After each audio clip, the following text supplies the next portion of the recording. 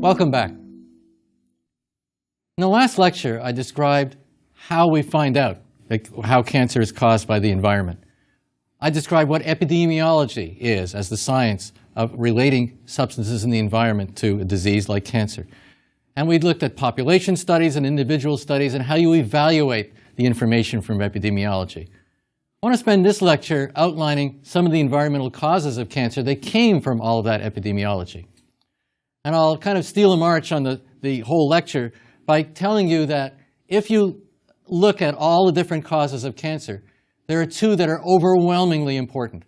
One is tobacco and the other is diet. And this is natural diet. It is not food additives. They're part of the thing here. It is not environmental pollutants. It's tobacco and diet that are overwhelmingly important in terms of epidemiologic studies. So let's talk first about tobacco and diet. After that, I'll talk about reproductive status in women. I'll talk about medications, pesticide and radiation, personality and cancer, and then cancer causative factors acting in combination. Tobacco is the single most important cause of cancer. It is way more important than any other known single cause. If you look at smoking and global mortality, cigarette smoking is involved in 80% of all lung cancer, laryngeal cancer, oral cancer, and esophageal cancer. That's not 80% of all cancer, but of those. 30 to 45% of bladder cancer, kidney cancer, cervical cancer, and pancreatic cancer. One could ask the question how that happens. How does cigarette smoke taken in the air result in cancer in some internal organs, and why them and not others? It's involved, of course, as you know, in respiratory diseases and cardiovascular diseases as well. It's a pretty bad thing. If you look at the epidemiology of cigarette smoking and time, we've seen graphs similar to this previously in the course.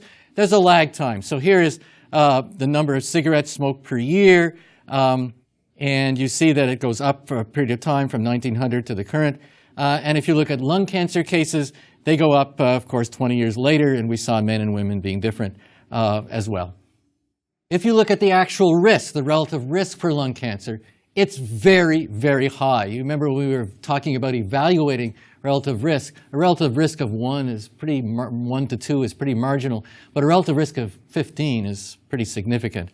So let's look at the relative risk for lung cancer. And if you look at this graph, we're seeing the relative risk going up for continuous smoking if you start at in the teenage years below age 20 to a very high number, way above 15 as the years go on to age 60 or 70, the cumulative risk. If you stop smoking after 20 or 30 years, the risk goes down somewhat. Doesn't go down to what the normal risk is without smoking. If you stop smoking 10 years later, after just smoking a pack a day or something, or 2 packs a day for 10 years, then it's going to go down somewhat. It's still there, and of course, never smokers are quite low. It's now possible to do prospective studies, cohort studies. Remember, a cohort study is we take a group who are exposed and unexposed. This is being done in China, following smokers for a period of time, because smoking has increased a great deal in China. So they've taken groups of factory workers who are smokers and non-smokers, and they're looking for the incidence of lung cancer. And what they're finding is 12 years out, the relative risk now is 5. It's gone up quite a bit after 12 years of smoking. In 1964, the US Surgeon General report on smoking and health began a real awareness of public health in the United States and many other Western countries. In addition, in the 1980s, a smokers' rights movement began, where smokers, non-smokers' rights, and smoking declined significantly during this time. In California, where I live, we passed one of our ballot initiatives in 1988 called Proposition 99, which levied a 25-cent tax per pack on cigarettes. And that 25 cents was spent somewhat for health care, but most of it for anti-smoking campaign to persuade people not to smoke. And it correlated very nicely with the development of the smokers' rights movement. The result of this was research on what works for anti-smoking. This is not just putting out ads randomly. Like all good advertising, it's done through social science research to find out what's going to work. And you may have seen some of the billboards that we have, and they've been copied in many other places. It turns out that for young people, billboards and advertisements involving social situations will be very effective at getting them not to smoke, not to start smoking or to stop smoking. So if it convinces them that smoking is socially uncool, they won't do it. For older people faced with a little more death a little bit sooner, it's medical horrors. So if you see smokers on a bed and they look really sick, that horrifies them.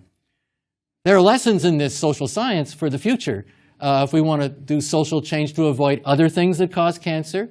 And these laws are now banning smoking in many locations as a result of the epidemiology here.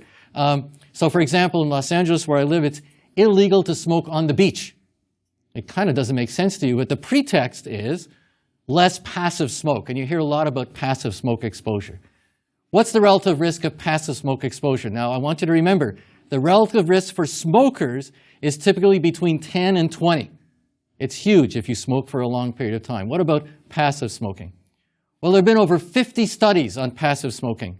And typically, it involves exposure of non-smokers to smoke from their environment, either at work or in the household. It might be with multi-pack-a-day spouse, or in a work situation like an airplane, a flight attendant being exposed to a lot of cigarette, increases the lung cancer risk by between 1.3 and 1.4. That's not 15.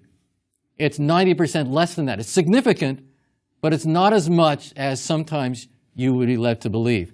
So here, for example, is the EPIC study that I described last time in European countries for the last 20 years or so. And they've done both case control and cohort studies looking at non-smokers with lung cancer, this is cases, and non-smokers without lung cancer, controls.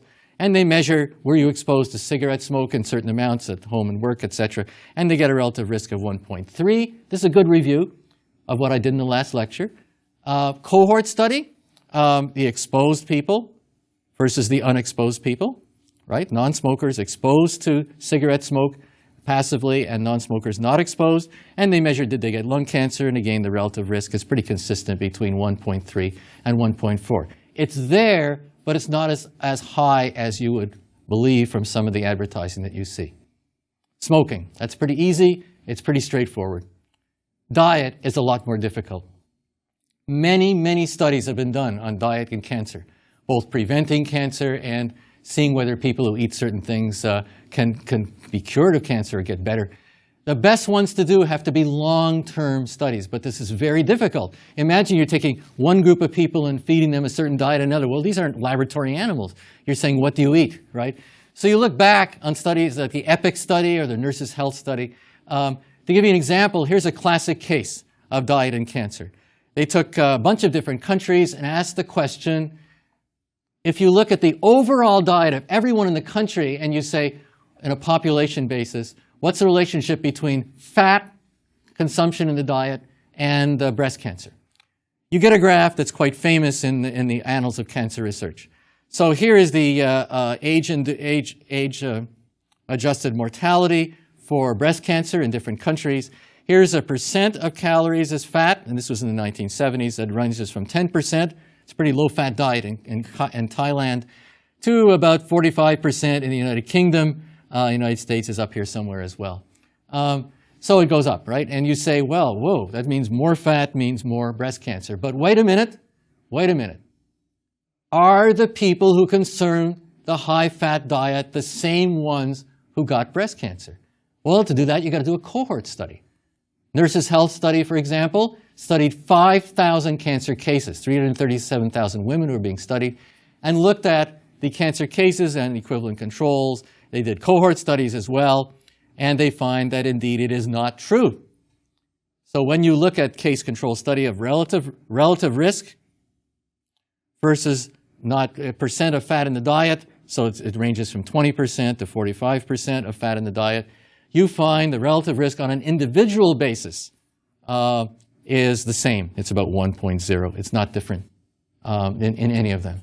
So that says that dietary fat is not a cause of breast cancer, as we might have thought. There's still out there. There are studies still going on to try to prove that it is, but they never come up with anything. That doesn't mean that fat is not harmful. For example, dietary fat has been related to colorectal cancer. And dietary fat, of course, is involved with heart disease, etc. A better measure of the effect of dietary fat, not just in diet, is in obesity, right? What happens after you eat the fat? Because different people can eat different levels of fat, but they don't have a problem of obesity. Obesity is defined as the body mass index. So here's how to calculate the body mass index for me. So the body mass index is the weight in kilograms divided by the square of the height. So for example, here's me, I'm 73 inches tall, and I weigh plus or minus 165 pounds with my shoes on. So we convert this to meters and we convert this to weight, and we end up with a body mass index of 21.8. Now the body mass index generally is less than 18.5 is thin. I would be regarded as normal. Normal range is 18 to 25. Above 25 to 30 is overweight, and then obese is 30 to 40, and more than 40, morbid obesity. So what's the relationship between obesity and cancer? This is not just dietary fat, but it's overall calories and obesity. And what the data that you get for this, and this is coming from the EPIC study, is if you look at people who have a body mass index over 35, and you're comparing it to the normal range, there are increases in breast cancer, and the relative risk is 2.1. That's something. That's significant. Prostate cancer is kind of marginal. Colorectal cancer is significant. Any cancer is 1.5. That's a somewhat disturbing number. It says that people over a certain body mass index are at risk to greater cancer, as well as many other things. What's going on here? It could be a descriptive risk factor. In other words, it could be a risk factor that makes these people more prone to getting cancer for other causes. Or it could be a causative risk factor, which means that the fat that's accumulating may actually cause the cancer. The bulk of the information right now indicates that it's probably a causative risk factor, that the fat cells that accumulate are making substances that stimulate cancer cells to grow and divide elsewhere in the body. So this is being done in the EPIC study as well, and we'll see what happens. For fat, colon cancer, for example, is definitely a cause. In addition, in colon cancer, there's increase in colon cancer in a low-fiber diet. Many of you have probably heard of this. Take a high-fiber diet to prevent cancer. That happens to be the case. If you eat more red meat, you get more colon cancer. That may have to do with fat in the diet. Processed meat, same thing. In the EPIC study for breast cancer, there so far is no effect of eating a diet rich in fruits and vegetables and cancer. In addition, in the EPIC study is showing no effect on prostate cancer for eating a diet rich in fruits and vegetables. Now, it doesn't say we should not eat a diet rich in fruits and vegetables. I want to say that because it's good for many, many other things. Is it good for preventing cancer? The data are not in yet. Again, how difficult it is to do these long-term studies on diet and cancer. The next factor I want to talk about is reproductive status, especially in women, and I will talk about in women as a risk factor for cancers. I want to harken back to the data I described in the previous lecture on estrogens and endometrial cancer. More estrogen led to more endometrial cancer in all of the epidemiologic studies. And the reason estrogen causes cancer is that cells of the endometrium have a substance inside them called a receptor that receives the hormone, that is, here's the hormone, and it binds to the cell surface on this receptor and gets inside the cell and then causes the cell to divide. Well, the breast also has those. And so if you look at the incidence of breast cancer and exposure to estrogens, it goes up. There have been many, many case control and cohort studies, such as the Nurses' Health Study, that show this. Why in a lifetime a woman will be exposed to more estrogen in several natural situations. For example, menarche, which is when a woman starts doing her cycling, her monthly cycling. If that starts at a younger age, there's more years of estrogen made by the ovary during that cycle. And if there's more years, there might be more breast cancer. That indeed is the case. On the other hand, if a woman starts cycling late, age 13 or 14, rather than age 11, there's less estrogen in the lifetime. When you have a child, when a woman has a child, she stops cycling for a while. That means less estrogen exposure to the breast cells. And if that's true, more children might be related to less breast cancer, and that indeed is the case. Menopause. Menopause is a stopping of cycling. If that happens later on in life, more years of exposure, right? More estrogen, and so that may lead to more cancer. Here are the data from many studies. The Nurses' Health Study showing 121,000 women followed since 1976. And if the relative risk for breast cancer is 1.0 for age 11, for menarche, at age 15, late, which means less estrogen exposure, it goes down to 0.69. For age of birth, if there's no births, it's defined as 1.0. Having kids late increases the risk because fewer kids, more kids, and early kids means less breast cancer. Age at menopause. An age of menopause of 45 is defined as 55, late menopause, more years for estrogen exposure, higher risk. So this is very well-validated data now, and it has some implications in society for women who are getting married later, having children later in life, and nutritional status is affecting the age of menarche, etc. So this is, has a lot of implications for women. Now let me turn to medications, pesticides, and radiation. First, medications. Well, one of the strongest medications you can take are cancer-fighting drugs. Cancer-fighting drugs fight cancer by stopping cell division and damaging DNA. Wait a minute, if you damage DNA, you're damaging genetic material, and I'll make the case more strongly in the next two lectures. Damaging genetic material can lead to cancer. So many people who get chemotherapy are at greatly increased risk for later cancers in other organs. So medication is going to cause cancer. Here's another medication that could cause cancer, and of course we talked about this earlier on, which is postmenopausal estrogen. We talked about this in terms of epidemiology. In the 1960s and 70s, hormone replacement therapy started, and really they developed it for many reasons, not just estrogen, but a combination of estrogen and another hormone, progesterone. And you remember the idea was to reduce hot flashes and bone fractures, et cetera, and some aspects of heart attacks in women who were postmenopausal. In the 1990s, a study was done called the Women's Health Initiative.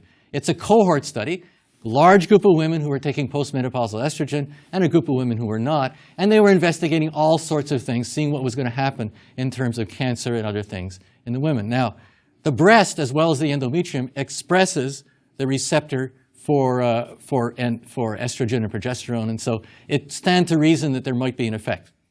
In 2002, the data were analyzed, and a very surprising result came up. In breast cancer, there was an increase of 8 cases per 10,000 per year. Cardiovascular, 25 cases per 10,000 per year increase. Colorectal cancer went down, 6 per 10,000 per year. Hip fractures went down, 5 per 10,000 per year. And overall mortality remains no change, but you certainly don't want to have cancer. At this point, the trial was stopped. This was enormous publicity, which you may recall. The trial was stopped. There's terrific reduction in the use of these combination hormones, estrogen and progesterone, and now there is less breast cancer as a result from this cause. A major European study has done similar things. It's called the Million Women Study, for a good reason, of ages 50 to 64, and they got the same result. Here's the problem. The problem is competing relative risks, right? There's good and there's bad, right? Good is a decrease in colorectal cancer and hip fractures. Bad is increases in breast cancer and cardiovascular disease. And the cartoon kind of says that this simplifies things. Each serving on the box, it says, contains 10 grams of stuff that'll kill you and 15 grams of stuff that won't kill you. Competing relative risk. How do we make a decision when there are good and bad? We try to make everything good, but sometimes there are bad consequences as well. A third medication I want to describe just briefly is aspirin. This came out of the Nurses' Health Study, a cohort study, and they discovered that women who were taking aspirin as an anti-clotting agent for heart disease, many of you are familiar with low-dose aspirin for preventing onset of heart disease and coronary artery disease specifically, many of those women were getting less colorectal cancer. And in fact, if you look at the dose over time, the relative risk, if you take more tablets per week of aspirin, you get less cancer. And if you take more tablets per week for a longer period of time, you get less cancer as well. So it's a dose-response relationship between aspirin and colorectal cancer. Now, why would that be so? Is this reasonable science? Yes, it is. It turns out that aspirin blocks the synthesis in the body of a molecule called a prostaglandin, and the prostaglandin stimulates the cell division of colon cells, of cells in the colon. And so the prostaglandin is necessary for colon cancer, so we stop it. Pesticides. You hear a lot about pesticides and their possibility of being cancer-causing. Primarily, the data come from occupational studies of farm workers using pesticides. Let me give you an example of an occupational study. Here is a case control study in Sweden of stomach cancer cases and controls of farmers who were applying two types of pesticides: insecticides to stop insect pests and herbicides to stop weeds. So they had cases and they had controls, stomach cancer, no stomach cancer. And in both cases, they asked in both instances, they asked the question, are you spraying with insecticides, yes or no? Are you spraying with herbicides, yes or no? And they calculated the relative risk. And for insecticides, again, for workers, there was no change. It was normal. Cases and controls were the same. Whereas the relative risk was somewhat increased by 1.5 for stomach cancer in people using herbicides. And now this is being followed up. There's been enormous publicity of pesticides and insecticides and cancer, and it's very, very hard to find good data on the link. In fact, one of the most famous examples of the supposition that this might be the case was the famous Rachel Carson Silent Spring book, which really in the 1960s began the environmental movement in the United States as elsewhere. And it's a wonderful book and a very impassioned plea not to use pesticides such as DDT. Unfortunately, the data that back up DDT as a cancer-causing agent are very weak. So they really aren't there for the amounts that we're using. Workers that get exposed to a large amount, yes, but ordinary people in small residues, probably not. Radiation. We can recognize two types of radiation, and I'll mention a third in passing. The two types I want to talk about primarily are ionizing radiation, things that are radioactive, and things from bombs and stuff, and ultraviolet radiation from the sun. First, ionizing radiation. There have been a lot of epidemiology done on the people who survived the atomic blasts at Hiroshima and Nagasaki at the end of World War II in 1945. The cancers that have occurred in these people are primarily cancers in organs that are exposed. So people exposed in their blood, for example, blood cancers, leukemia, has gone way up in acute exposure. But things like thyroid, where the radioactivity tends to accumulate, are very prone to cancer. Skin is very prone to cancer as well. So certain types of cancers seem to increase when people are exposed to radioactivity. Same type of data have come out of the people who were close to the accident at a nuclear reactor in Chernobyl in the Ukraine in the late 1980s. This is a cohort study of the people who were exposed and not exposed. Here is the relative risk for thyroid cancer. People exposed to a small amount of radioactivity had a modestly increased risk. That's 1.5. People to over 3, a large amount of exposure, had a relative risk of 16. So that's a signal cancer for this kind of exposure. Radon is a natural isotope. It's a product of the breakdown of another radioactive element. And it's a natural thing that's in dirt around where we build our homes. Workers in mines where there's radon, and there have been cohort studies on this, they're exposed to radon, have an increase in lung cancer. So the supposition is, well, maybe radon, it can get in the air, it can aerosolize, and it can leak into the air in a home. So if your windows are closed during the winter, you have poor air circulation, not much air circulation in the house, and the house is built on a foundation that's surrounded by dirt that has radon, the radon forms a gas and leaks into the house, so people are worried about this. In Finland, there was a case control study that studied 1,973 cases of lung cancer versus 2,885 controls. A lot of cases, a lot of controls, living between 1967 and 85, a lot of time, with similar age in the group, sex, and living in the same home at the same time.